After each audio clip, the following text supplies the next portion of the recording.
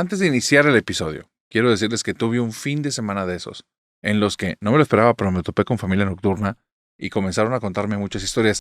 Y no sé si te das cuenta, no sé si el editor me puede hacer un close-up aquí para que notes cómo me quedó el ojo cuadrado, porque traen unas historias que están bien buenas. Hoy te voy a contar historias aterradoras de la Familia Nocturna que tienen que ver con demonios, hospitales embrujados, brujería y cosas súper extrañas que antes no me habían contado. Comenzamos con esta oscura fogata de historias, pero antes quiero decirte que yo soy César, el narrador, la Familia Nocturna de la audiencia de este canal. La invoco en este momento para que se haga presente en los comentarios y me diga, narrador, yo soy Familia Nocturna desde, y que me pongan cuál fue la historia que los trajo o cuál fue en el episodio que se volvieron parte de esta comunidad. Una vez dicho esto, si aceptas una recomendación, en serio, hoy no apagues la luz, porque estamos a punto de iniciar esta oscura fogata de historias.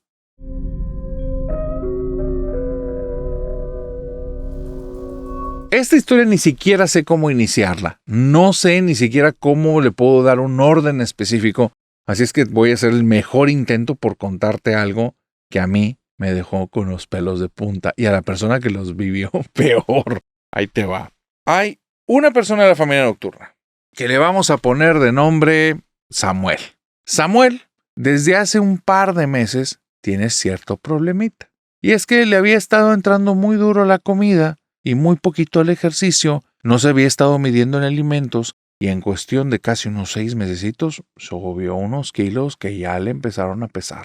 Te cuento esto no por crítica, sino porque a raíz de esa situación, Samuel se decidió que iba a bajar esos kilos. Hay una cuestión, no quiere gastar mucho dinero, cree mucho en su fuerza de voluntad y sabe que él los puede bajar. Se decidió por lo más sencillo, cambiar rutinas. ¿Qué estoy haciendo mucho que debo de dejar de hacer? ¿Qué no estoy haciendo que debo de comenzar a hacer? Prácticamente esas fueron las dos cosas que cambió. Así es que comenzó a elegir mejor sus alimentos y empezó también a caminar. Mientras come cosas como más saludables, está también quemando calorías y para él era la matemática perfecta y sencilla, porque no los quería quemar en ese instante, no le urgía de una semana para la otra.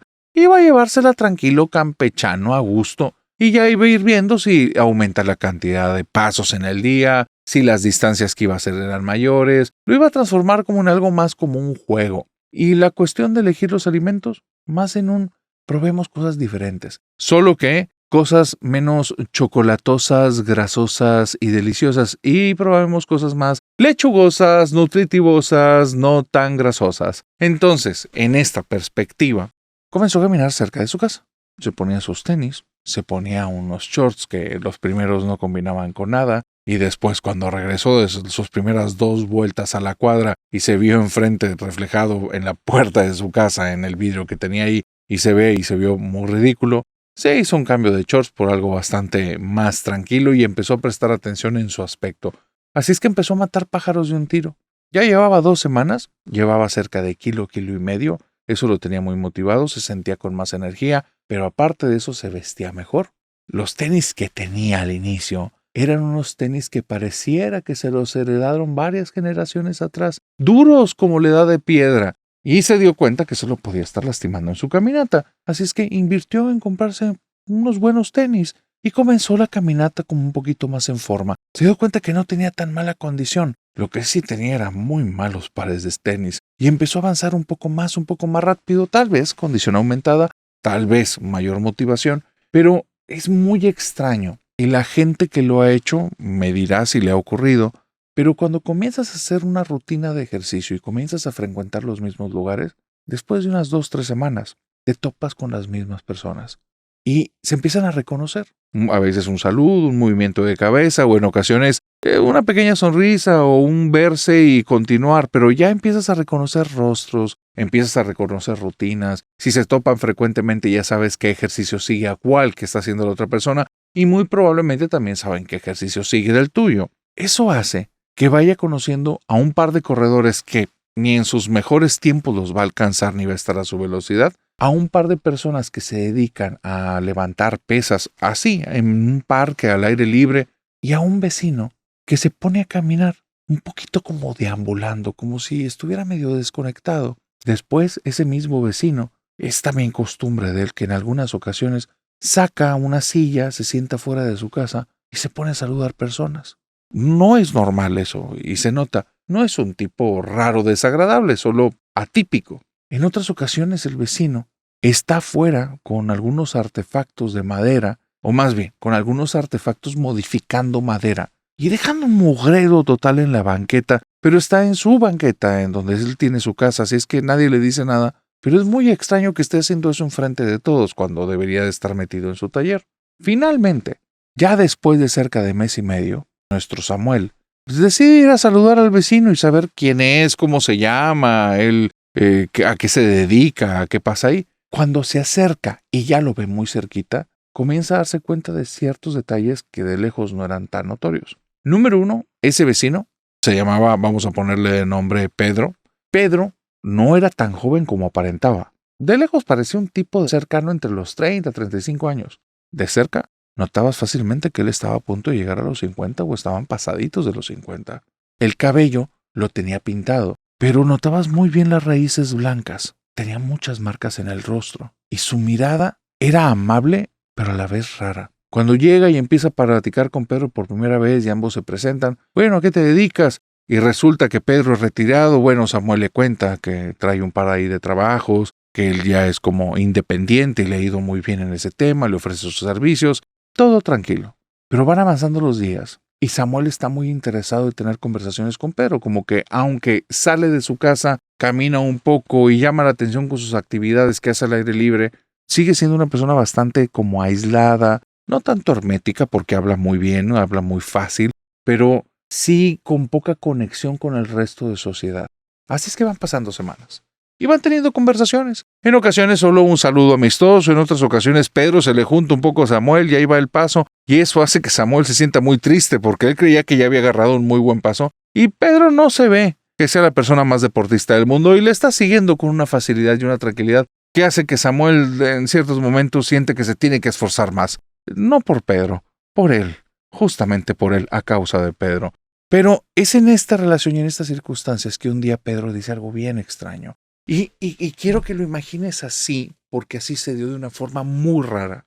Un día bonito, un día muy fresco, un día con mucha luz, en una rutina que era continua, que ya todos se conocían, en la que ya reconoces rostros, nombres, personas, algo muy rutinario, pero al mismo tiempo motivador. Y estando ahí dentro de este tipo de procesos repetitivos, en estas costumbres o rutinas, de repente Pedro dice algo que hace que se quiebre ese cristal delgado de la realidad, ese cristal sobre el que estamos de pie la gran mayoría, y se hace un gran vacío. Y Pedro nada más dice una frase, se toca el oído y se lo empieza a presionar con fuerza, y voltea con Samuel y dice, no deberías de hablar tanto conmigo, yo estoy loco. Y se le queda viendo Samuel y le dice, sí, ya me había dado cuenta, pero eso que tiene de raro. Y Pedro se vuelve a rozar con los dedos el oído. No, es en serio que no deberías de hablar conmigo, y se va caminando a su casa. No importa si en ese momento fuera mediodía, el mundo entero por unos segundos fue un poquito más oscuro. Se sentía raro el ambiente.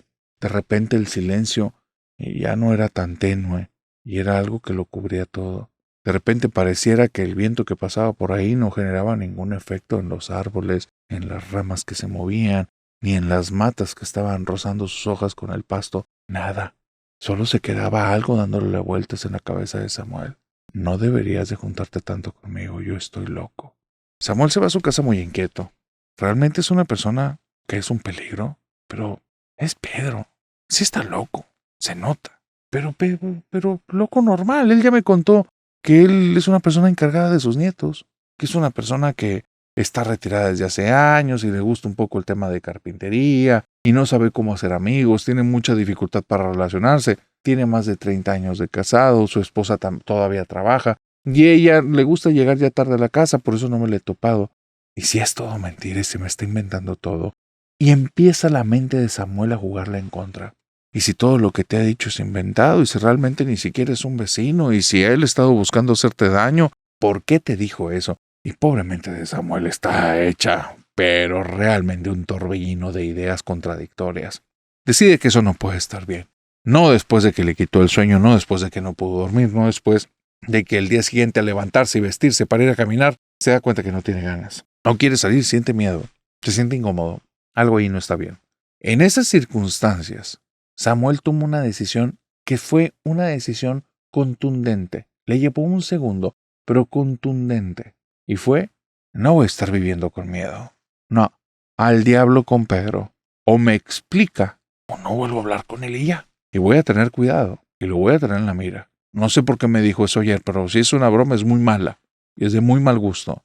Más vale que se explique. Y hoy lo voy a obligar. Si no se explica, voy a hacer que se arrepienta de haberse juntado conmigo para que la amenaza ahora sea yo. ¿Por qué piensa de esta manera Samuel? Porque realmente lo perturbó esa idea.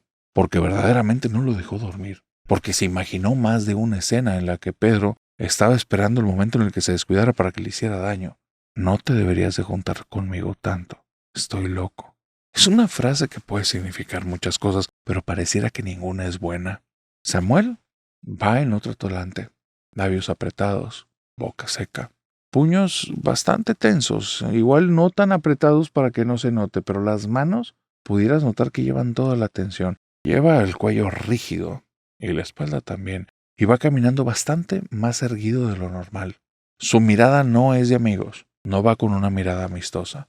De hecho, si te lo cruzaras en el camino, mejor te irías a un lado y ni lo saludarías aunque lo conozcas, porque parecería que está tan molesto, tan enojado, que está buscando la excusa para golpear a alguien. Así es que Samuel va para allá decidido.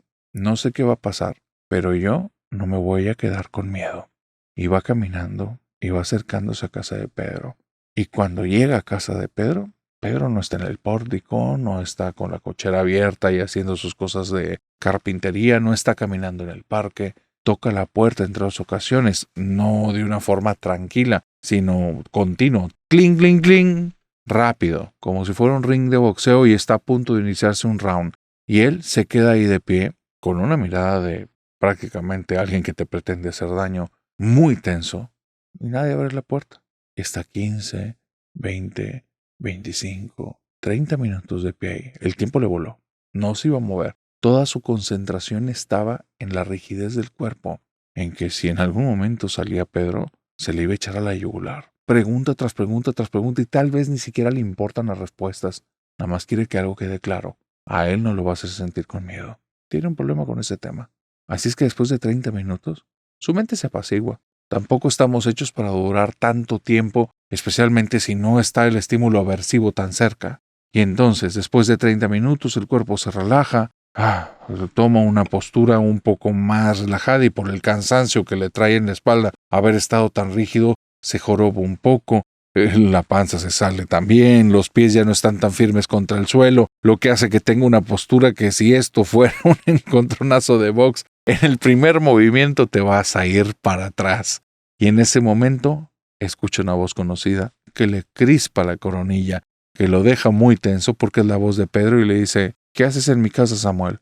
Le está hablando desde atrás, como si hubiera esperado el momento en el que hubiera bajado la guardia para aparecer. Samuel no logra tener la compostura porque cuando voltea está temblando un poco, aunque no quiere, y le dice: Pedro, sí, te estoy preguntando qué haces en mi casa, qué estás haciendo aquí. Y parece otra persona, está molesta. Y entonces le dice: perdón, Pedro, pero no me gustó lo de ayer. Pero ya no tiene esa firmeza de hace unos momentos. Ahora su voz parece más bien como con excusas, duditativa, como si se estuviera inventando el diálogo, y Pedro parece que lo nota porque se pone más erguido y es un tipo chaparrito, pero ahora se ve bastante grande. Y entonces le dice: no vengas a mi casa, no vengas a tocar tan temprano, se puede enojar mi mujer.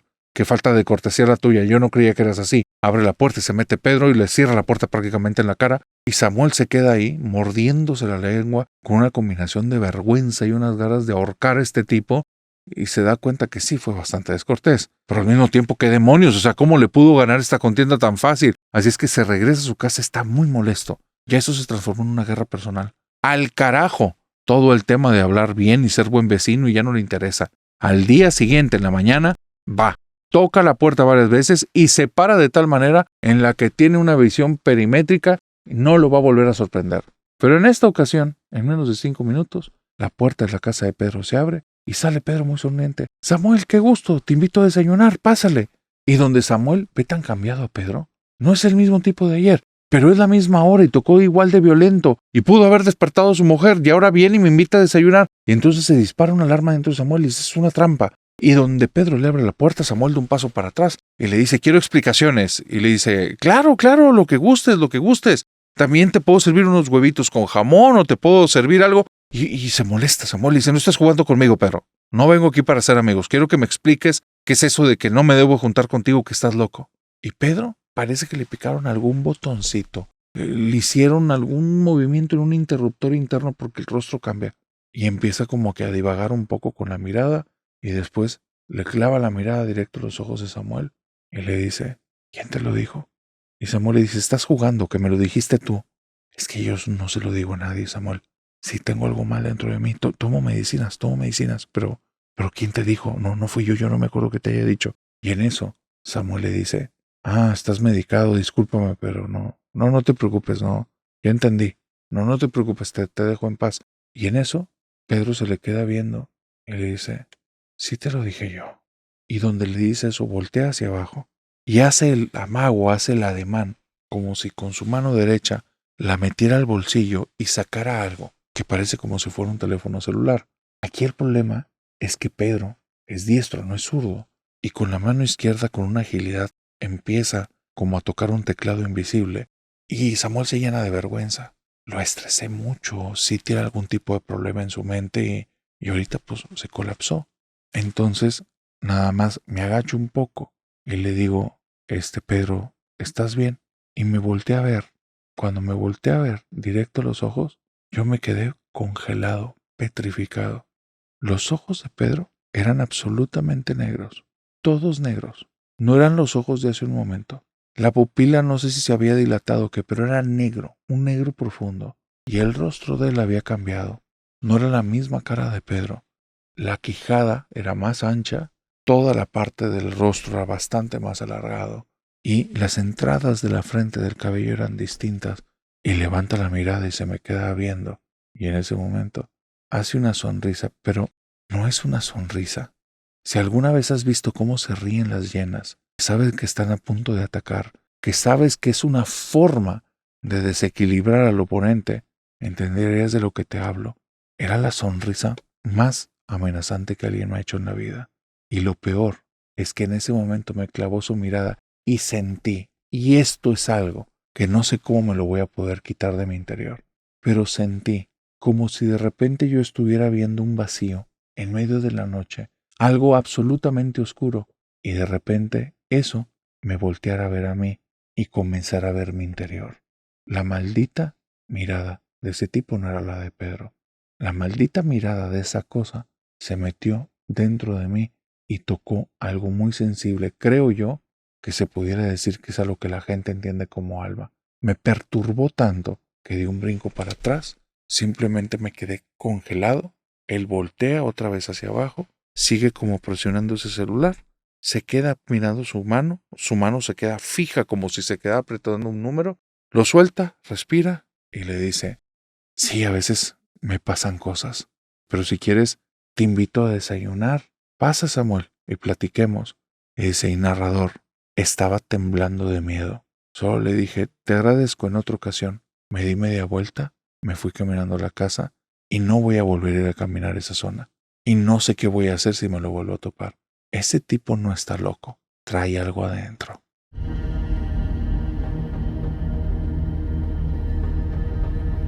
Saber si tienes buena suerte o mala suerte es bastante más difícil de lo que crees. Porque a veces las cosas que parecen buenas no lo son, y las cosas que parecen malas no lo son. En el caso de Patricia y su familia, creían que tenían la mejor suerte del mundo. Y eso después de la peor mala suerte que habían tenido, la peor racha que casi les había consumido todos sus bienes. Pero estaban muy equivocados, y aquí te voy a explicar por qué. Resulta que Patricia es una chica que para cuando ocurren esos eventos tiene cerca de 15 años. Patricia vive en una familia que tiene una idiosincrasia, una forma de pensar, de actuar e ideas en común que no son muy típicas, que no son muy normales. Estas ideas vienen de su papá. Su papá y sus dos hermanos tienen una forma de proceder en el tema de la economía que es muy extraña, es muy atípica. Todos ellos juntan su dinero como si fueras toda una sola cuenta y se van moviendo por proyectos. No son grandes inversionistas y no tienen ni siquiera su propio negocio. Son personas que trabajan para diferentes empresas, pero hacen eso. Reparten los gastos. A pesar que sus dos hermanos son solteros y él tiene familia, se les hace justo. Y empiezan como a hacer decisiones de hacia dónde va el dinero. Eso hizo que los tres en conjunto compraron una casa bastante buena, bastante decente, y ahí iban a vivir los tres, a sabiendas que el papá de Patricia pues tiene familia, tiene su esposa, tiene sus niños, pero a los hermanos no les importaba, y al papá de Patricia tampoco la familia de Patricia. La mamá está encantada con estas personas, ella también quiere mucho a sus tíos. Es poco común esto. Tiene sus favores. Oye, cuando hay dinero hay mucho, pero tiene sus pormenores, porque yo te lo dije cuando iniciamos. Ellos venían de una muy mala racha de mala suerte. El mismo día, qué maldita posibilidad de que se pase esto, despidieron a los tres de sus diferentes trabajos. Dos de los tres ni siquiera les querían dar indemnización, un despido injustificado, pero no sabían cómo confrontar el tema, eran otros tiempos.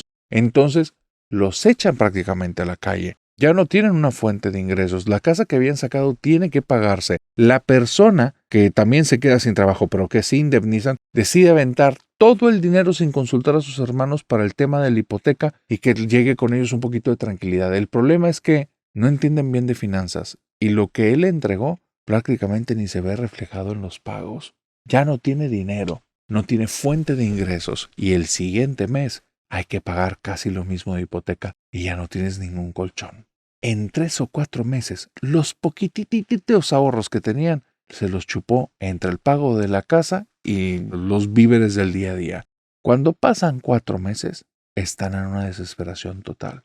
Ya vendieron uno de los 2 carros que tienen en la casa y con eso dieron otro adelanto y tampoco se ve tan bien reflejado porque no movieron muy bien ese tema de los pagos. No les impacta en forma positiva y ya no tienen un vehículo. Les queda un carro, un vehículo y están desesperados. El hermano mayor del papá de Patricia se está moviendo como loco. No son personas flojas, No saben mucho del tema de administración, pero no son flojos. Se están moviendo como no tienes idea. Tocando puertas, el tío en lo que le den de trabajo lo acepta. No le importa en qué vaya a trabajar. Con que empiece a conseguir unos pesos en el día a día, él sabe que va a salir adelante. La hermana menor está en una situación muy similar, se está mueve, contactando amistades, tocando de puerta en puerta, buscando productos y los vende un poquito más caros y haciendo 1001 cosas, pero nada le resulta. Si bien se ha sacado algunos pesitos, no le sirve para estar sacando todo del día a día. Y el papá de Patricia ya le llegaron las colegiaturas, ya vendió muebles de la casa, ya se movió por donde pudo, aventó currículums por todas partes, pero él fue uno de los despedidos de manera injustificada. Quedó manchado su currículum. No le dan una carta de recomendación. Como por ahí dicen, se lo chamaquearon feo. El pobre tipo está desesperado, no sabe qué va a hacer. Patricia ya dijo, papá, no te preocupes, yo también, déjame dejar de estudiar, me voy a meter a trabajar en alguna parte y entre todos vamos a sacar las cosas adelante. Y el papá lo ve como un acto muy noble, pero le dice, no, hija, tu momento es estudiar. Esa es tu responsabilidad. El trabajo, mira, va a llegar un momento en la vida que de ahí en adelante no te lo vas a acabar. El trabajo va a estar todo el tiempo, pero ahorita tienes que estudiar. Patricia veía a sus pobres padres todos angustiados. Los tíos de arriba para abajo también bien desesperados. Y un día se acabó la mala suerte. Para este punto, la casa ya estaba emproblemada, ya iban unos 2 o 3 pagos que no podían dar en el tiempo y forma. Se estaban acumulando intereses, estaban muy desesperados. Y es cuando llega el tío y les dice, ya se solucionó todo. Nos vamos todos a mudar. Acabo de conseguir un lugar a donde irnos. El papá de Patricia, lejos de sonreír, se enoja. Bueno, ¿tú te volviste loco?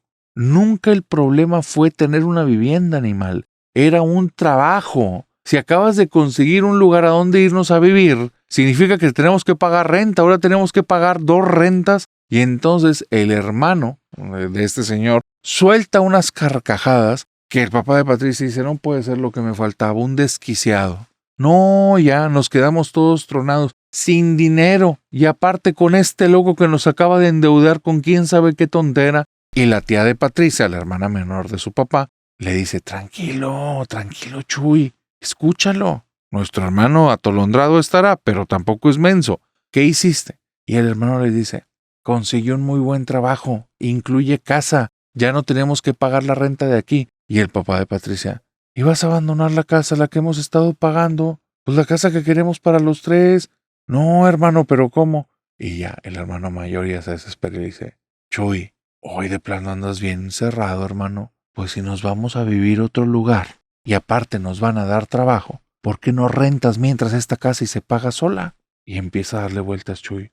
Ah, pues sí es cierto, ¿verdad? Pues sí es cierto, Chuy. Pues sí es cierto, Chuy. Pues te estoy diciendo que ya conseguí un buen trabajo, ya conseguí la solución a nuestros problemas. ¡Vámonos! Se los lleva para que vayan a conocer cuál va a ser su nuevo hogar porque no lo pueden creer.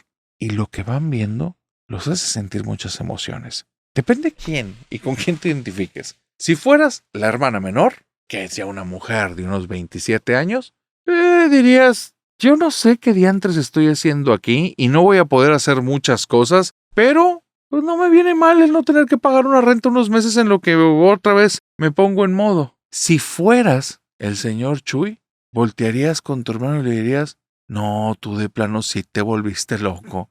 Y si fueras el hermano, estarías orgulloso, orondo, viendo este lugar, este convento abandonado, diciendo, ya tenemos un lugar donde vivir. Resulta que el hermano mayor del señor Chuy tenía un amigo que era sacerdote, pero que estaba en las afueras de la ciudad. Y por azares del destino, porque ni siquiera se había acordado de marcarle ni pedirle ningún favor, fue este sacerdote católico el que le habló a él. Y le dice, oye, ¿sigues viviendo en Totalco? Y él le dice, sí, cómo no, aquí seguimos. ¿Andas ahorita de pura casualidad sin chamba? Pues fíjate que cómo es que adivinas, así es. Porque te tengo un trabajo, no. Y aparte, te voy a cambiar a una mansión sota y no tienes que pagar renta. Y ahí fue donde me habló que este padre, junto con otros padres, se hicieron de este convento que tiene muchos años abandonado y lo quieren remodelar para hacerlo una escuela. Y ya, nos está invitando porque necesita veladores 24/7. Y me dijo que la única forma de tener veladores 24/7 es gente viviendo ahí. Yo le dije que justo estábamos pasando toda la familia por este problema y me dijo, tráetelos para acá, yo aquí les pago todo. Lo único es que tienen que conseguir para la comida, pero con lo que les voy a pagar de mensualidad a cada quien, tienen y les sobra y van a tener para ahorrar y ya no tienen que gastar nada en servicios. Yo me encargo de todo. Así es que ya lo solucioné. Y cuando les dice cuánto le van a pagar, ahora sí el papá de Patricia se queda bien impactado. Sí era una muy buena cantidad de dinero mensualmente a cada uno. Era un trabajo tiempo completo que al entender que ya no tienes que pagar ciertas cosas, te está sobrando muchísimo más que en el otro empleo que ganabas el doble. Entonces él se queda impactado, rápidamente empieza a hacer los planes, le pide que a ver si el sacerdote les puede prestar una estaquita o algo, algún tipo de camión de 3.5, algo como para poder llevar las cosas para allá. Y le dice, eso sí, el padre dice que no nos podemos traer nada de nuestras cosas. Ya está armado el lugar. Tiene cuartos con colchones, tiene salas con mesitas. No quiere mobiliario que después se pueda meter en un problema. Vende todo lo que tienes o regálalo o haz lo que quieras. Ahí en el convento está todo. Y el hermano mayor, el que consiguió el trato, dice, y la verdad es que yo no voy a ir a extrañar nada de lo de la casa, es que por mí regalémoslo y empecemos de aquí para adelante.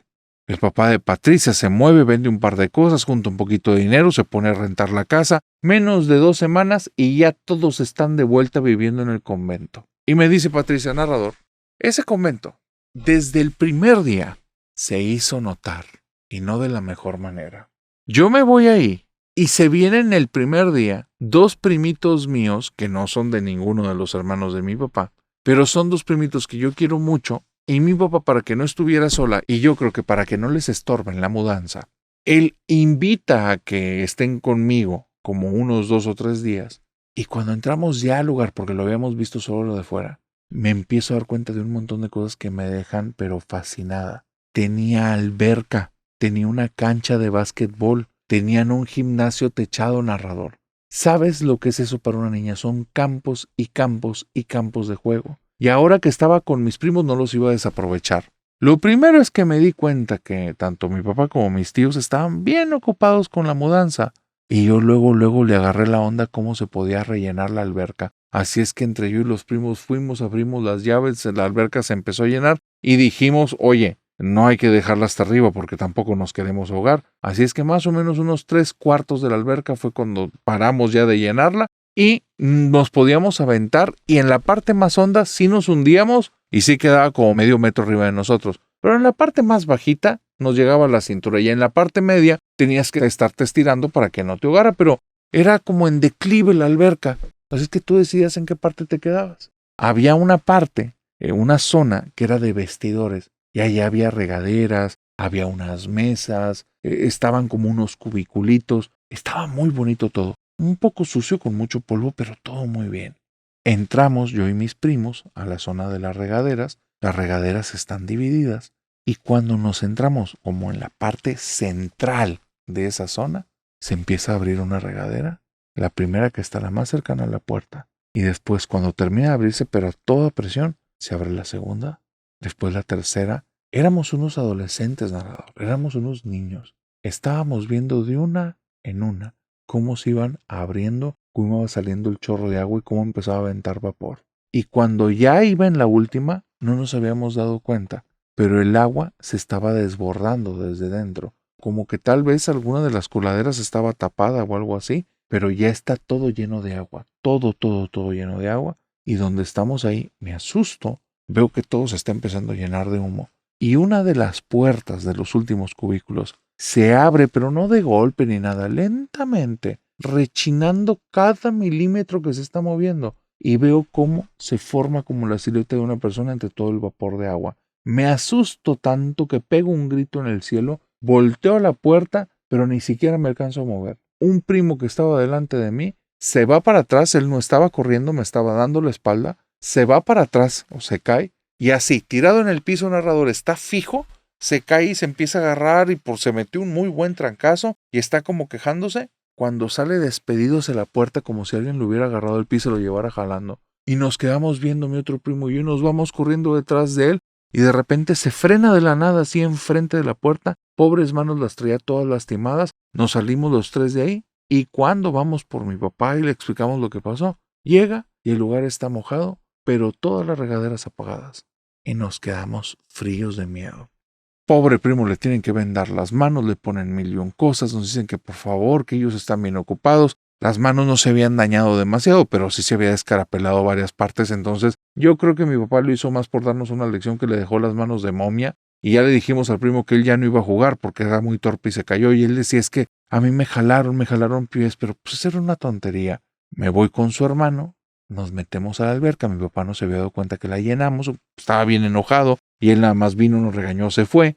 Cuando estamos en la alberca, nos vamos a la parte más honda porque los dos sí sabíamos más o menos nadar, sabíamos mantenernos a flote. Y yo nada más veo, cuando estamos en esa parte, que traemos los dos la cabecita afuera y mi primo se va para abajo, pero para abajo. Cuando me asomo, él está prácticamente pegado al suelo de la alberca y está haciendo movimientos muy bruscos y se ve dónde está tragando agua y se lleva las manos al cuello, está desesperado. Así es que salgo a flote, empiezo a gritar como loca y en 1 o 2 minutos ya está de vuelta aquí mi papá. Para esto yo había jalado a mi primo y había alcanzado a tomar 2 veces aire, pero apenas llegaba arriba y se iba para abajo y yo estaba pensando, es que este idiota no sabe entonces ni nadar, ¿por qué se vino a esta parte? Y me lo quería llevar al hondo para cuando se metieron los adultos y lo sacan ahí de la alberca y empieza a decir que le jalaron los pies, que alguien se lo llevó a fondo.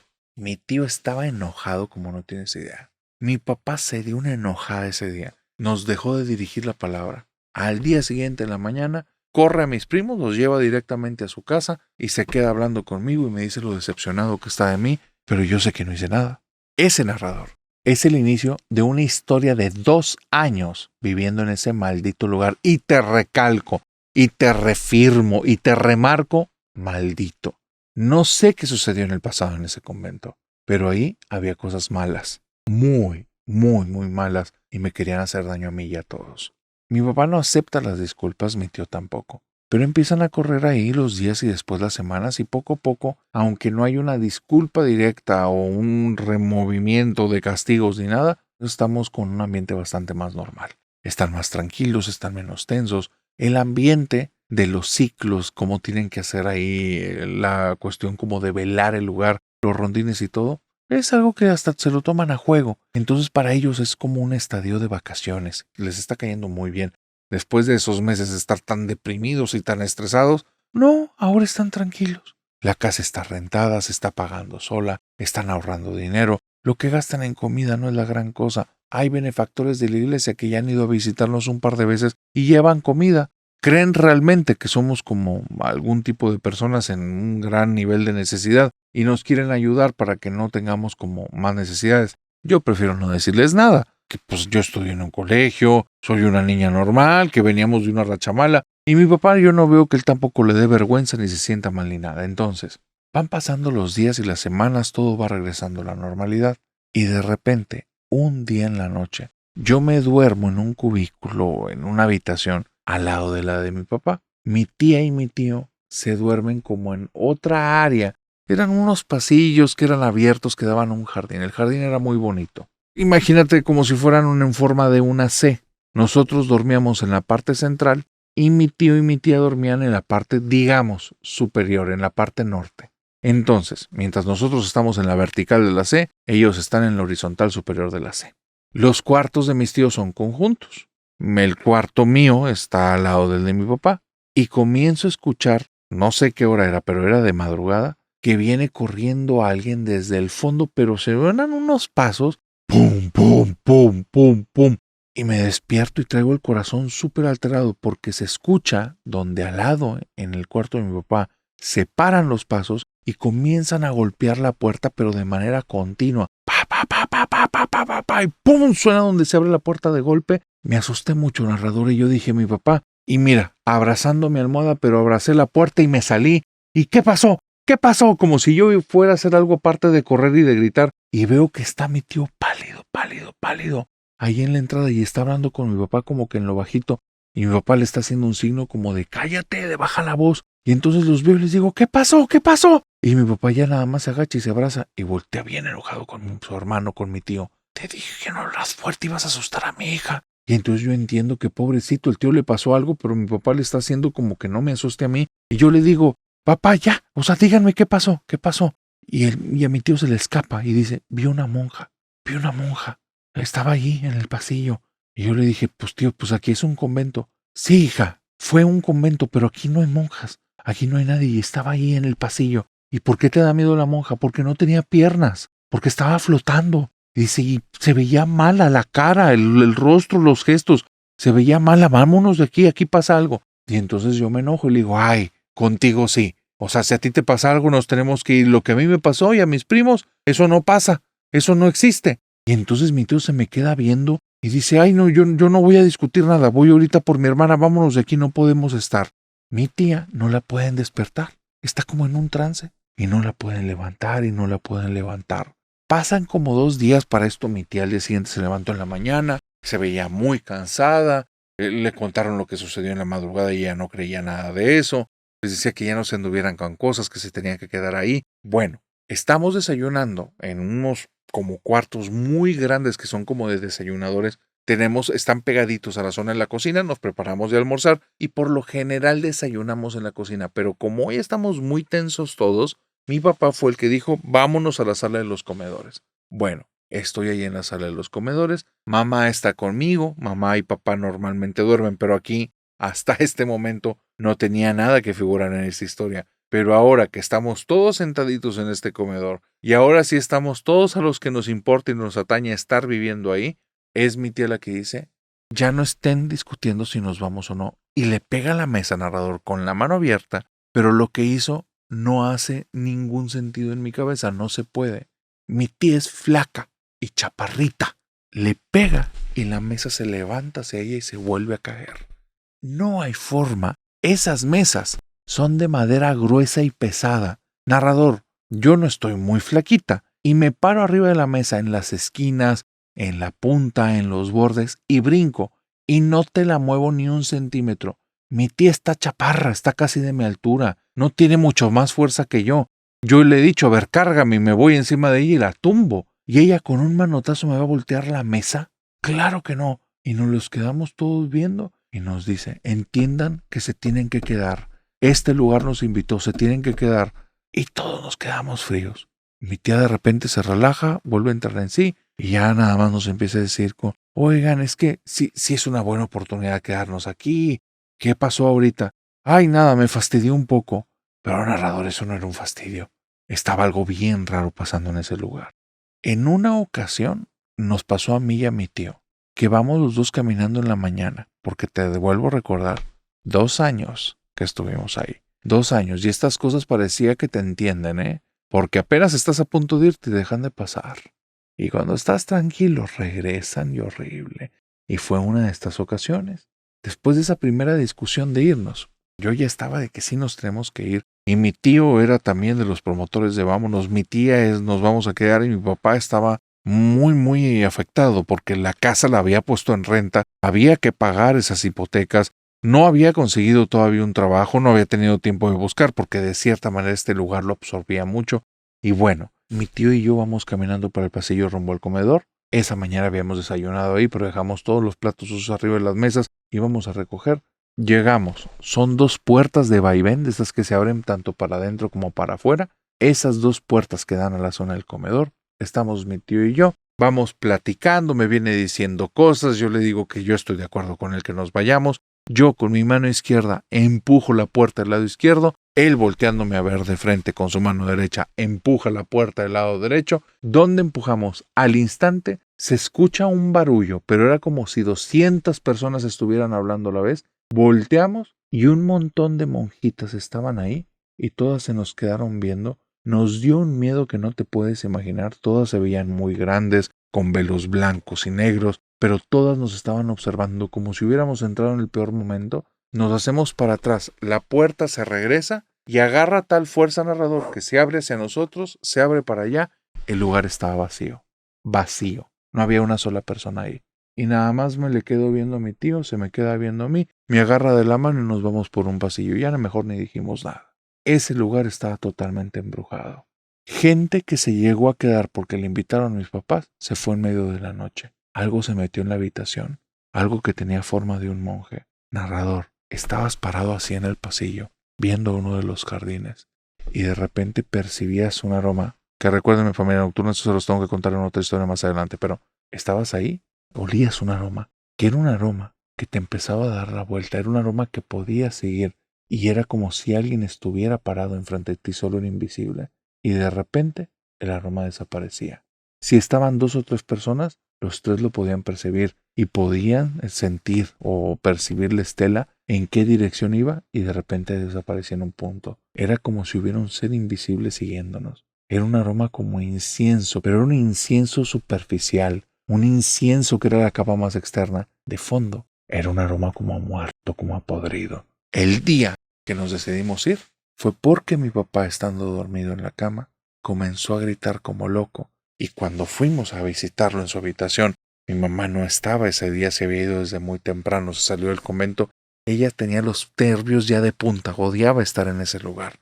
Pero mi papá está gritando como loco. Vamos yo y mi tío. Para esto mi tía de repente parece que no está en el lugar y está en otras zonas.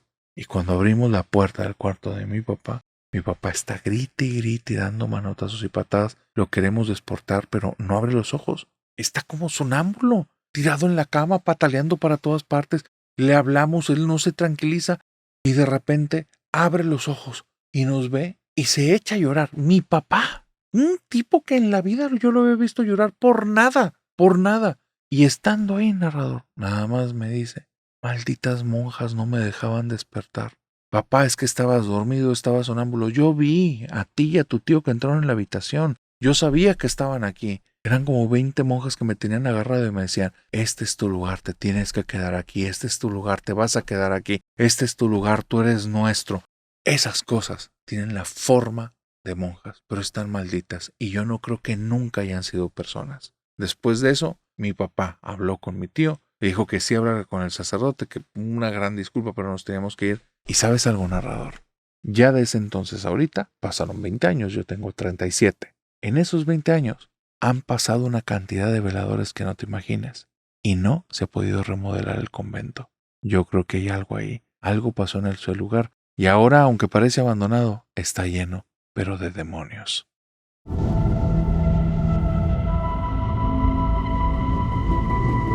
Si nunca has escuchado hablar de los vestigios de Romo, tienes que escuchar esta historia. Romo le sucede algo muy fuerte con su olfato. Él es una persona muy perceptiva y que tiene un olfato muy bien entrenado. Por ahí dirían que es una nariz. Él, cuando sueltas una fragancia en alguna parte, distingue perfectamente las notas que conforman la fragancia. Si el olor no lo reconoce, no le puede poner un nombre, pero te lo describe. Es muy fresco, huele a algo de humedad, me recuerda a la madera, me recuerda a esto. Y es un aroma que tiene estas características y lo relaciona con colores y muchas cosas, y no lo olvida. Cuando vuelve a oler otra fragancia, dice, esta tiene una nota que ya lo había olido antes, esa nota que se parece a la madera, que huele como a un musgo, que es húmeda, y te empieza a describir la misma nota que hay en otra fragancia. Y si vas y te metes en estas páginas que te desglosan las fragancias, resultan que hay una nota que tienen en común. Y cuando buscas una tercera o cuarta fragancia que comparta esta nota, Romo la detecta al instante. Tiene una nariz muy entrenada, su gusto también. Cuando prueba algo, instantáneamente sabe qué tipo de ingredientes lleva. Entiende también qué tipo de alimento está comiendo y de qué calidad es. Cuando le han dado carnes que se suponen que son de alta calidad y las prueba y sabe que lo están engañando, lo nota al instante. Con los vinos no se diga. Le dan vinos muy caros, lo prueba, este es un vino corriente, rellenaste la botella. Y lo sabe perfectamente. Si a él lo quieren empezar a pantallar, te topas en piedra. Porque no es una habilidad que él haya buscado desarrollar para pantallar a alguien.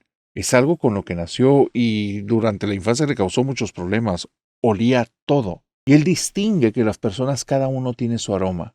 Desde que son pequeños, desde que él tenía amigos pequeños, distinguía perfectamente el aroma de un amigo, de una amiga, y él podía tener los ojos cerrados y saber que llegó Moisés, o que llegó Samantha, o que estaba ahí Laurita, o que estaba cruzando detrás de él Gabino, y lo tiene muy claro, pero no los ocupa ver, ni siquiera los ocupa escuchar, y no ocupa que nadie se lo diga o tener un espejo enfrente. Su aroma los distingue. Conforme fue creciendo, y aquí es donde empiezan los problemas, empieza a notar cosas muy raras. La primera vez que se dio cuenta que hay algo muy extraño es cuando conoció a una persona muy específica. Es una señora que se dedica a luchar por causas perdidas, personas que injustamente los han llevado a la cárcel, que ella ha revisado como todos sus casos y se ha dado cuenta que es una injusticia. Esta mujer lucha por causas perdidas. Te digo causas perdidas porque por más que mueve cielo, mar y tierra, en muchas ocasiones no logra hacer nada, pero ella está entregada a eso, una situación de justicia. Romo no sabe exactamente por qué hace eso. Lo que sí sabe es que es la primera vez que se encuentra una mujer que tiene este aroma. Y no es un aroma de cuerpo, no es un aroma de piel. Él distingue estas pequeñas cosas y no es eso, no estamos hablando de sudor o algún tipo de efecto que tenga por el tipo de comida que ingiere. No es un aroma a medicamentos, es un aroma que él lo relaciona mucho con la dureza del acero, con la solidez de la piedra, con un cielo despejado, con un rayo de luz. Y un día, de repente, en medio de la tarde, él está lavando platos en su casa, un día normal, y con la nariz media mormada, intenta jalar aire fuerte porque está tapada la nariz y le molesta un poco al respirar, y le llega un aroma que distingue al instante y muy asustado voltea y está buscando a esta persona a la que lucha por derechos humanos y que lucha por causas perdidas, porque es la única persona que él conoce que huele así. Y ahí acaba de llegar su aroma. Y es muy extraño, porque cuando voltea en su casa y se da cuenta que está ahí solo, y claro, porque no tendría por qué estar esta persona ahí, ni que tuviera llaves de su casa, ni que supiera que lo estaba en ese momento lavando platos o donde estaba, pero es muy extraño porque sigue aspirando el aroma y hay algo que le nace del corazón a Romo y le dice, fue un gusto conocerte, sigue tu camino, y el aroma se va al instante. Y Romo se siente un poco perturbado, pero a la vez es muy extraño, él no pensó esas palabras, le nacieron, fue muy intuitivo, fue una reacción instantánea y hasta se queda pensando, ¿por qué carajos dije eso? Y ese aroma, estoy loco, o sea, traigo la nariz tapada, eso es lo que pasa. 2 minutos después, una llamada en la casa, Sebastián le está hablando y le dice, Romo, ¿te acuerdas de la señora Alberta? La de las causas perdidas. Acaba de fallecer. Hace como unas 2 horas, 2 horas y media. Falleció en el hospital. Bien triste, Romo. Me dicen que te andaba buscando, que te tenía un aprecio especial, que se quería despedir de ti. Y me dice, narrador, sí me despedí de ella. Estoy seguro que ella me vino a visitar. Y sabes algo, esa fue la primera vez que me pasó, pero no fue la última. Mi abuela yo la quería muchísimo, y estaba fuera del país. No me querían avisar, nadie me había dicho que se había puesto malita, nadie. Y estaba ya en mi recámara, en mi departamento, sentado en una silla, repasando una lectura por un examen que iba a presentar, cuando de repente me llega el aroma del perfume de mi abuela. Mi abuela me daba mucha risa porque tenía 3 aromas. Su cuerpo tenía su propio aroma, tomaba muchos medicamentos y era un aroma muy particular. El segundo aroma era de un jabón que ella siempre utilizaba y es un jabón que huele como a talco. Y el tercer aroma era un perfume que era muy chafa, muy chafa. Tal vez en su tiempo ella creyó que era bueno, pero era un perfume que olía de manera muy sintética a flores, muy falso, unas rosas. Pero yo la distinguí al instante. Esa es mi abuela. Y estoy allá en mi habitación cuando me llega su aroma muy penetrante y volteo enfrente porque le digo abuela y siento que el aroma se me acerca a la nariz. Y entonces hay algo muy extraño que me pasa, que me pongo a llorar y me empiezan a temblar el cuerpo y me empiezo a sentir muy triste y le digo que te vaya bien, abuelita, que te vaya bien. Pero no lo estoy pensando, es como una reacción. Y donde se ve ese aroma me da un dolor, narrador, que empiezo a llorar como un niño, pero como un niño. Viene un roomie, un compañero, me toca la puerta, Romo, ¿estás bien? Romo, ¿estás bien? Sí, déjame solo, déjame solo. Y traigo una certeza en la cabeza, se acaba de morir mi abuelita, acaba de fallecer. No me quieren decir nada, no hay llamada, no hay nada. Pero el fin de semana agarro fuerzas y nada más le digo a mi mamá, mamá, el miércoles pasado falleció abuelita, ¿verdad? Y se rompe en llanto mamá al instante. Y le digo, ¿por qué no me dijeron? Y me cuelga la llamada, ya no me pudo hablar. Yo me puse a llorar, pero como un niño. No me contaron que se había ido mi abuela. No me contaron que estaba malita. Hasta que regresé me dijeron que sí, que apenas me fui para allá, no por mí, pero se empezó a poner muy mala y después una enfermedad tras otra y en menos de 3 meses ya fue lo que pasó, narrador. Y no me querían decir. Después me preguntaban que cómo me enteré, que si algún primo me dijo que dijera la verdad, que habíamos quedado en no molestarme, que ese fue el teatro familiar, que no me iban a molestar porque estaba en mis estudios en el extranjero y yo me sentí hasta traicionado por la familia. Te digo todo esto, narrador, porque hay aromas que son del cuerpo, pero hay aromas que son del alma. Y te lo digo porque esa mujer de los derechos no olía a un ser humano, olía algo que emanaba de ella. Era esa fuerza que tenía, era esa decisión. Y se lo he olido, no ese aroma, aromas muy particulares que te das cuenta que no es el cuerpo, es otra cosa lo que están emanando. Es como su energía, es como su alma. Pero hay cosas oscuras, hay cosas que acechan. He llegado a hospitales en donde la gente en emergencias todos se ven tristes. Y narrador, la piel se me pone chinita porque me empieza a llegar un aroma como a basura, muy fuerte. Es un hedor, es un aroma horrible, espeluznante, asqueroso. ¿Qué hace, narrador, que me sienta que en ese momento algo malo me va a pasar? Y me llegan sensaciones como de paranoia, como de persecución. ¿Qué está aquí? ¿Qué me está viendo? ¿Por qué me siento así? Y de repente el aroma se acerca y está parado enfrente de mí. Y le he preguntado a personas qué mal huele y me dicen qué cosa. Nadie lo percibe más que yo. Y después noto cómo el aroma empieza a darme vueltas.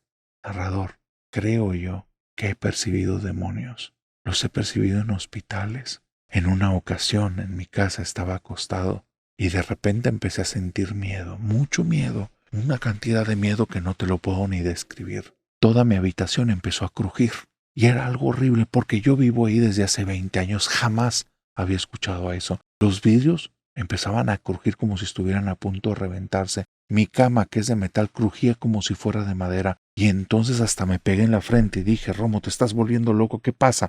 Empecé a respirar, me levanté, estiré mi cuerpo y sentía como si la atmósfera me presionara que me fuera doblegando poco a poco, y sentía la necesidad de hincarme en el piso porque no quería ni levantar la cabeza de la cantidad de miedo que sentía. Y de repente la puerta de entrada de mi cuarto, narrador, empieza a crujir como si se estuviera resquebrajando. El piso empieza a crujir desde la puerta hacia mí poco a poco, y donde siento una cantidad de miedo, me llega un olor, narrador, como si estuviera oliendo las entrañas de un animal que lleva muerto más de 5 días.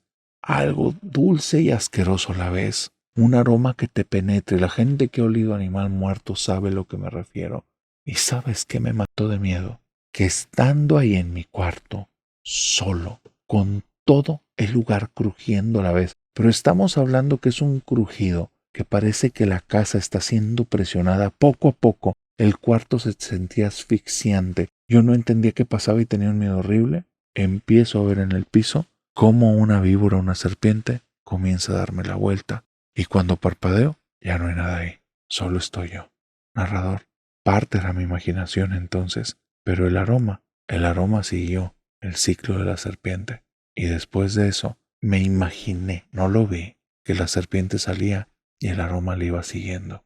En una ocasión hubo un aroma muy fuerte en mi habitación. Era un aroma que no era de una persona y estaba en una esquina y me estaba acechando. Tuve que hacerme de todo el valor. Me tuve que parar enfrente de él y oler esa sensación asquerosa, como de algo vil, de algo malo, de algo sucio. Y con toda la fuerza de la que fui capaz le dije, este es mi lugar, no es el tuyo. No te quiero aquí, te vas. Y ese aroma, como si fuera alguien que fuera caminando despacio, comenzó a moverse hacia la derecha, avanzó hacia la puerta, y en el momento en el que yo sentí que esa presencia y esa cosa se fue, el aroma se fue con ella. No sé qué son estas cosas, pero creo que las almas de las personas, y también los demonios, tienen aromas propios, aromas que son inconfundibles y que no se pueden olvidar.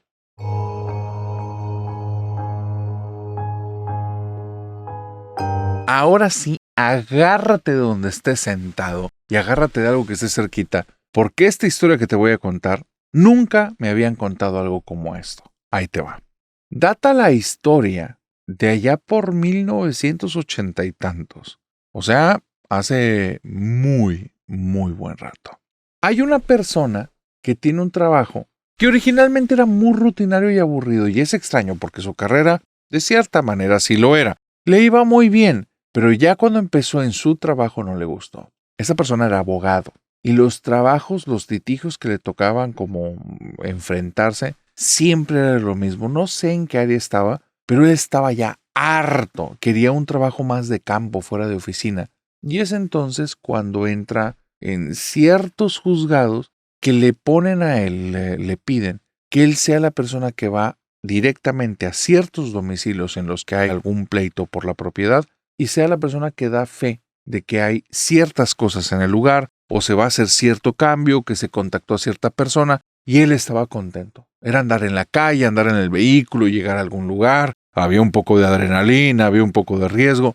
Y esta persona, como venía de bares, era broncudo, le gustaban los pleitos, le gustaba agarrarse a trompadas, parecía que había llegado especialmente a su zona. Más de un lugar, personas amenazándolo, y aunque él se mostraba ahí como el abogado, por dentro era una fiera y se sentía que estaba en su terreno, era el gladiador y acababa de llegar a su arena a hacer su espectáculo. Y les gritaba y vociferaba y una situación en la que a puras palabras y en ocasiones casi un par de jalonazos terminaban las cosas de cierta manera, siempre a favor de él, porque al final él era la autoridad. Con el tiempo se empieza a volver muy frío, despiadado prácticamente. Hasta que un día su pareja se lo dice abiertamente, te voy a decir algo, si no cambias, te voy a dejar. Y él dice, pues de lo que te pierdes el dinero y nos está yendo muy bien y pues yo soy un gran partido. Y ella le dice, es que es esa actitud la que ya no soporto. No tienes corazón. Decidiste como dejarle todo el dinero y estás vacío completamente. Y dice, ahora sí ya entiendo esa frase de no hay gente tan pobre como los que nada más tienen dinero. Dice, y estás ahí. Si no cambias, si no te reencuentras, si no vuelves a ser parte de esa persona de la que yo me enamoré, creo que ya nuestros caminos se fueron por caminos diferentes. Y le pegó primero en el orgullo. Estaba indignadísimo de lo que le estaban diciendo, cómo que lo iban a dejar si era el mejor partido. Lo mucho que había crecido laboralmente, lo experto que era en su área. Después de eso, vino un poco el golpe de la soledad. A esta chica, su pareja, con la que ya tenía varios años, realmente se fue del lugar. No se esperó mucho tiempo. Tal vez un encontronazo, una indirecta, y ella se dio cuenta que él no iba a cambiar. Y cuando le pega la soledad, después viene la tristeza. Después viene el arrepentimiento. ¿Realmente por qué me dejó? Y en esa reflexión y en esas situaciones es donde se da cuenta. Pues era un patán. Era un tipo muy desagradable, que había hecho daño a muchas personas, había dejado familias en la calle, no se había tocado el corazón, inclusive cuando en unos casos las mismas familias le presentaban pruebas ahí que podían ser llevadas al juzgado y le podían dar una vuelta al caso. A él lo mandaron un pleito y un pleito era el que iba a poner y ya. Lo mandaron ahí para que diera fe de algo de la casa y se metía hasta la cocina. A él no le importaba. Se empezó a dar cuenta de eso y se empezó a arrepentir. y se juró algo. Voy a ser bueno en lo que hago, pero si veo una injusticia también voy a ver cómo proceder. Lagartón, al final. No lo puedo hacer todo porque yo no soy ni Robin Hood ni un superhéroe. Hay reglas, ¿verdad? Hay que seguirlas, pero voy a ver de qué manera las muevo. Y fíjate que como el destino, la vida, Dios, la providencia, lo que quieras, que cuando decides hacer un cambio, parece que te está escuchando ahí, porque los cambios se presentan. Y en menos de un mes ocurre una situación súper extraña. Hay un litigio en el cual unas personas muy aprovechadas, haciéndose uso de ciertas artimañas, quieren despojar a una familiar de ellos de su casa, que es una casa que le corresponde a la señora, se le heredó su esposo, ya esta mujer es viuda, y estos dos, no sé si sobrinos, tíos, algo son de esta mujer, le quieren quitar la casa porque la quieren para ellos. No es que quieran que la comparta, no es que se la quitó, se la quieren quitar, le hicieron firmar unos papeles y la quieren dejar en la calle. Él empieza a ver esto, no está a gusto con esta situación y se da cuenta que es reversible. Él nada más tiene que ir al hogar de esta mujer, tiene que pararse ahí y tiene que decirle, señora, con la pena, nada más vengo para hacer las cosas por las buenas, entrégueme las llaves de la casa y sálgase de aquí. Pero él no está a gusto, no está a gusto porque ya tiene un tiempo reflexionando que tiene que cambiar. Y este es el caso más claro, que la justicia es ciega en muchos casos y se hace loca y no hace lo que debería. Y lo peor, no es justa. Porque a esta mujer le van a quitar todo lo que tienen por nada, por dos aprovechados, pero que siguieron algunas reglas de algún juego extraño que para la justicia está correcto. Entonces, este tipo se adelanta todo. Sabe que tiene que estar ahí cerca de las 10 de la mañana y llega a las 7. Toca la puerta, sale una señora mayor.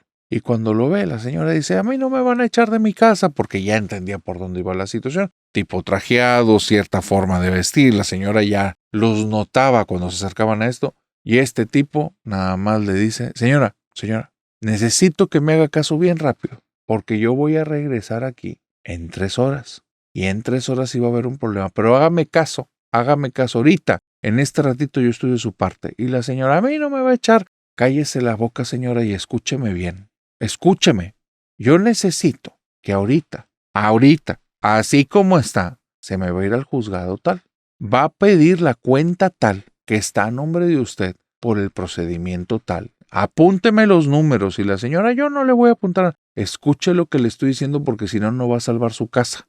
Va a ir para allá y va a depositar 1,000 pesos. Y la señora le dice, ¿y dónde quiere que saque ese dinero? Y este tipo abre la cartera. Aquí está el dinero. Y ahí es donde la señora baja la defensa. ¿Para qué me está dando dinero? Le estoy diciendo que ocupa salvar su casa, señor, y le estoy diciendo cómo. Hágame caso. Traigas una hoja de papel, ocupa apuntar esto. Y entonces le di santo y seña. Y le dije qué tenía que decir, qué palabras exactas tenía que hacer, el dinero a quién se lo iba a dar. Y le dije, y yo voy a regresar 1 hora o 2 horas después de que usted haya ido a ese juzgado. Más o menos como en unas 3 horas o 4 voy a andar aquí. Y me voy a hacer bien pendejo, señora. Como si en la vida lo hubiera visto. Y si usted me empieza a decir cosas como es que yo hace rato y gracias por lo que me dijo, yo me voy a hacer bien pendejo. Y en ese momento en el que lo vea dentro de 3 o 4 horas, va a ser la primera vez que nos vimos. Entendió, porque voy a venir acompañado. Y ellos y yo es la primera vez que vamos a estar aquí. Entendió,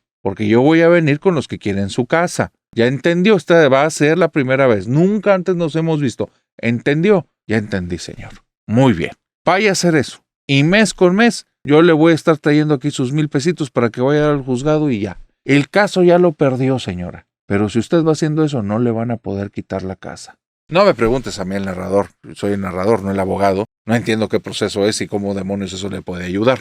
Donde este tipo corrobora con la señora, que ya le entendió, que sí va a hacer lo que le está diciendo, y que cuando regrese al rato no le insinúe que pasó esta visita, en ese momento pasa algo súper extraño. Le llama la atención a alguien que está pasando en la acera de enfrente del lado derecho.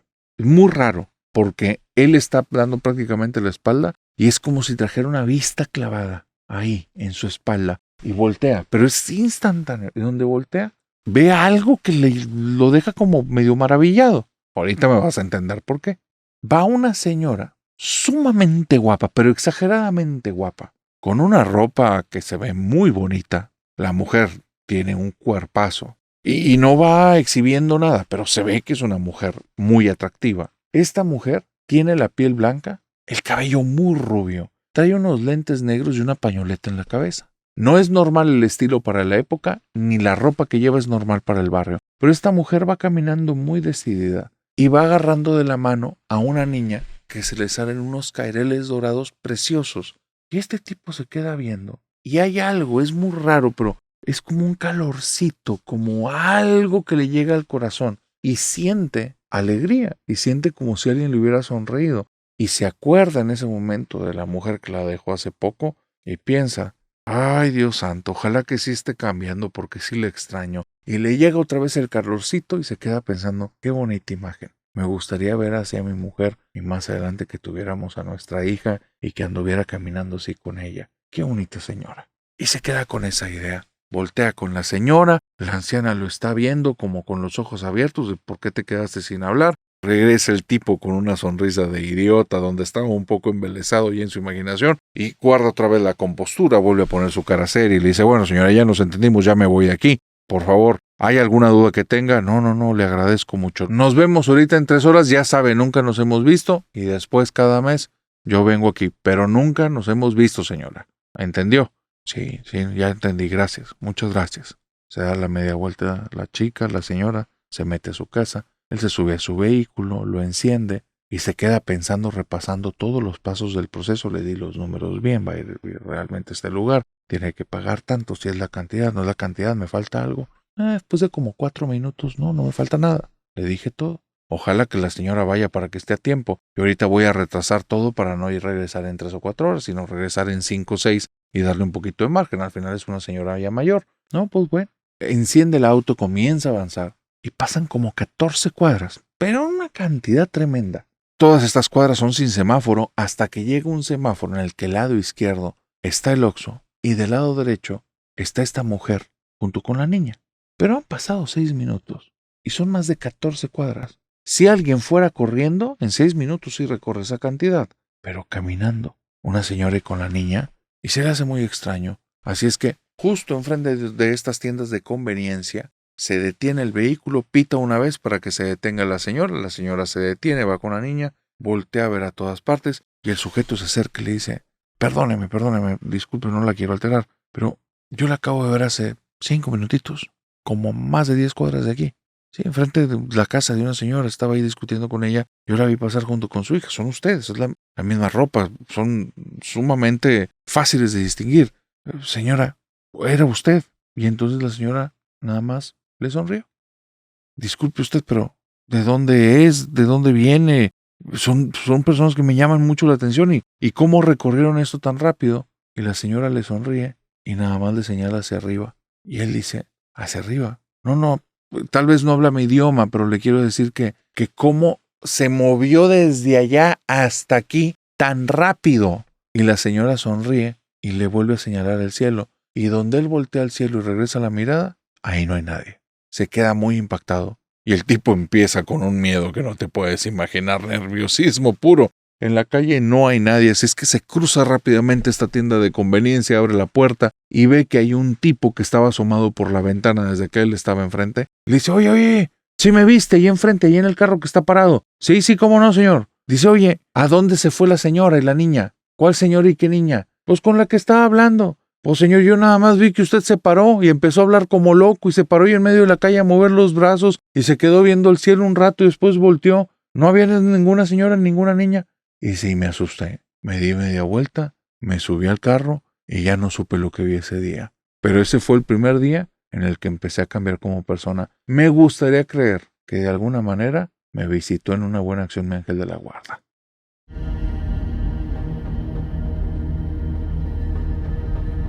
Y con esta historia, mi querida familia nocturna, hemos llegado al final de esta oscura fogata de historias. Pero antes, acuérdate que la vez pasada había quedado pendiente una historia. Me habías dado a elegir entre una historia de un bosque y de unos militares. Y elegí la del bosque, pero a los militares no la has contado.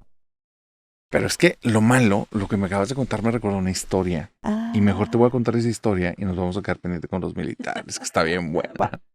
Está bien cañón el tema de lo paranormal. Y me gusta hablar contigo porque ya me relajo y me vale. Y es como cuando ya estoy hablando con la familia nocturna y ya me conocen ellos y ya me conoces tú. Cuando me clavo en un tema, Dios santo, vuela el tiempo y yo me meto y me meto y me meto denso. El tema de lo paranormal es bien complicado porque una de las principales cosas es que estamos muy acostumbrados a ver y sobre los rasgos que vemos en las cosas decidimos, lo cual no siempre es correcto. Lo voy a aterrizar en palabras mucho más concretas. A veces vemos una persona muy atractiva para nosotros e instantáneamente le damos el atributo de que es bueno. Y no necesariamente es así. O sea, hay gente muy mala, muy guapa. Y hay gente que es desalmada y es bellísima físicamente. No son cosas que necesariamente van de la mano. También, no por ser guapo es malo, no por ser guapo es bueno. Me refiero que unos son los atributos físicos y otras cosas son las intenciones. Pero la incertidumbre y el estar acostumbrados a ciertos matices de colores y cosas hacen que cuando ves algo extraño no se sienta nada agradable. Entendiendo eso, lo que vivió este chico es horrible, pero no sé qué, o sea, no sé ni siquiera qué es. A ver. Él tiene, o más bien, cuando él tenía 7 años, lo llevan a revisarse de los ojos, tiene un problema que es continuo.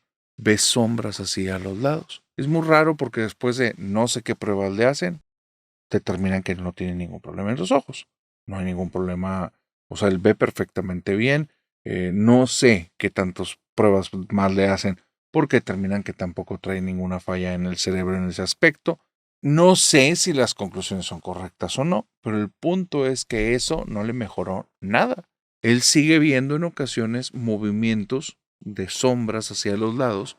Su familia no es una familia religiosa, creyente, ni creen lo paranormal, ni le interesan esos temas. Son personas muy apegadas al tema de la ciencia. Y entonces, a la conclusión que llega la familia es, aquí hay de dos. Estás muy susceptible tú a nivel emocional con algo, y eso es lo que te está pasando. O dos, las pruebas que te hicieron están mal. Pues friégate. 5 años mínimo, 2 veces por año, está con doctores distintos, oftalmólogos diferentes, neurólogos distintos, haciéndole un montón de pruebas distintas. El papá tiene un puestazazo en una super empresa. Pues para él es prioridad que su hijo esté bien. Lo empieza a llevar fuera del país con los mejores doctores de las diferentes áreas y los análisis dan lo mismo. La persona realmente, el muchacho, no tiene ningún problema, pero él está tan harto de esta situación. Y es como un conejillo de indias para estudios y es estar perdiendo tiempo que le genera ya aberración los hospitales. No quiere saber nada de eso. Y esas sombras que pasan alrededor de los ojos, llega un momento en el que él, cuando no hay nadie en la casa, se pone a gritar. Me contó, me puse a gritar. Ya déjenme en paz. Ya no sé qué sean, yo no sé por qué están ahí, pero déjenme en paz. No quiero estarlos viendo. No sé quiénes son, porque para esto ya llegó el momento en el que de repente ves siluetas completas y parecen personas. Simplemente son personas que nadie más percibe. Y son, o sea, es la silueta de un cuerpo, la forma de una cabeza, la forma de unas manos que se están acercando. Y le dan sustos en las noches y le dan sustos en el día. Y le generan molestia todo el tiempo porque parece como si tuviera un problema de déficit de atención. Te está viendo a ti y de repente está volteando para un lado y parece como si algo estuviera pasando en su cabeza, pero pues es que está viendo eso. Llega un momento en el que él se acostumbra, disminuye un poco y aprende a no focalizar su atención ahí. Y se va. Y pasan un chorro de años. Ya te estoy hablando que esta persona es un adulto, tiene 35. Y eso queda como un mal recuerdo. No le hables de cosas de terror. No le cuentes de historias paranormales. No le hables de parálisis del sueño porque se para y se va. Él esos temas le cabronan, lo molestan, lo ponen mal y te lo expresa. ¿Por qué? Porque tiene muchos momentos de su vida que por esos temas su vida era un miserable o así lo vivió. Y desde que ya estas cosas no pasan, está a gusto y está feliz. Pero ya a los 35 años, un día en el que los días no están yendo tan bien, él creía que iba a ser una persona muy especial en su trabajo y le ha ido más o menos. Y está frustrado. Y me dice, yo ya andaba muy fastidiado con mi trabajo, con mi vida. Digo, no pensando cosas que me hagan daño, pero estaba muy fastidiado y no sabía qué iba a hacer. Estaba confundido, abatido. Y estando en mi habitación, comienzo a decir, ¿sabes qué? Tal vez no era tan malo eso que me pasaba antes. O sea, realmente me fastidié por mi edad y las circunstancias, pero mínimo tenía algo de especial. Mínimo eso era algo. Y se queda hablando acerca de eso. No lo piensa, lo expresa. Está tan saturado mentalmente que él quiere escuchar su propia voz, ordena pensamientos. Y empieza a decir, ¿quién sabe quiénes eran? Me visitaban, estaban ahí. Si eran sombras, si eran entes, si eran fantasmas, si eran espíritus, si eran monstruos, si eran demonios. Pues mínimo me pudiera ser amigo de ellos o algo. Y se va a dormir. Y en medio de la noche pasa algo muy extraño.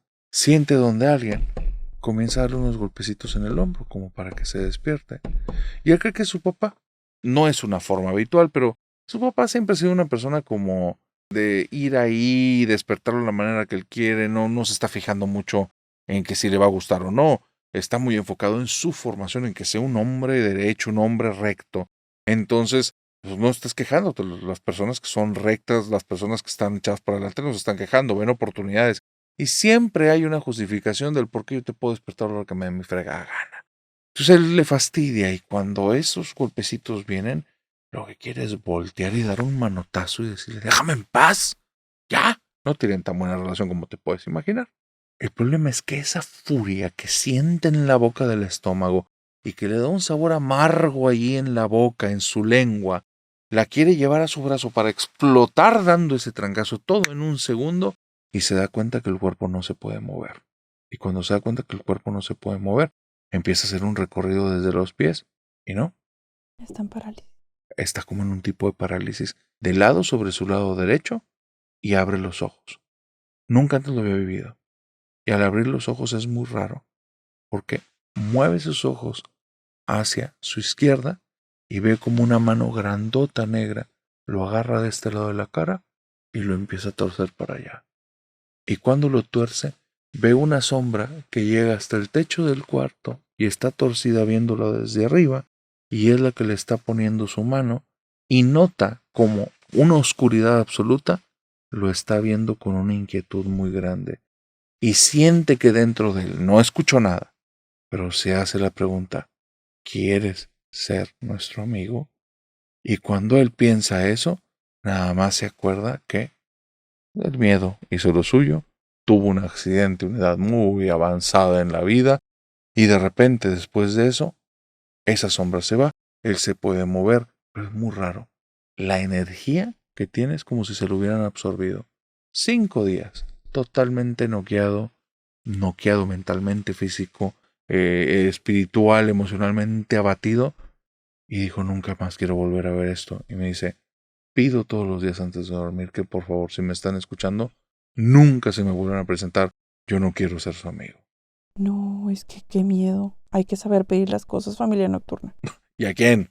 No sabes a quién se las estás pidiendo. Con esa historia, mi querida familia nocturna, hemos llegado al final. De esta oscura Fogata de historias. Así es que mi querida familia nocturna, si les gustan las historias de terror, si les gustan las fogatas oscuras, si es la primera vez que estás aquí y te gustaron estas historias, ya llegaste a tu canal. Y para que formes parte de él, síguenos en el resto de nuestras redes. Si estás en Spotify, síguenos y danos 5 estrellas. Y bueno, una vez dicho esto, de aquí hasta que nos veamos, no sé si el próximo jueves, lunes o en el sábado de sombras, te deseo que tengas dulces pesadillas.